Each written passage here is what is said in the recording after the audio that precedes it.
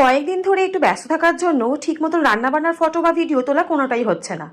এই ব্যস্ততার মাঝেই আজকে একটু সময় বের করে এই থালিটা বানিয়েছি। আজকে সিম্পল লাঞ্চ মেনু নিয়ে হাজির হলাম। সিম্পল হলেও আমার কাছে অসাধারণ, কারণ থালিতে এই টেংরির ঝোল আমার কাছে খুব স্পেশাল।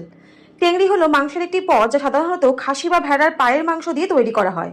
এটি ঝোল বা স্যুপ আকারে পরিবেশন করা হয়। হাড়ের জোর বাড়াতে এই টেংরির জুস বাচ্চাদের খাওয়ানো হয়। ছোটবেলা থেকে আমি এত খেয়েছি যে এই আইটেমটা প্রিয় হয়ে গেছে।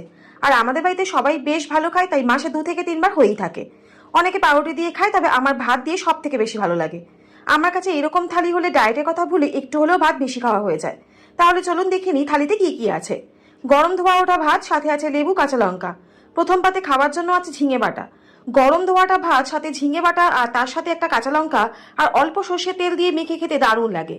আর আজকের থালি শো স্টপার হলো টেংরির ঝোল বা জুস।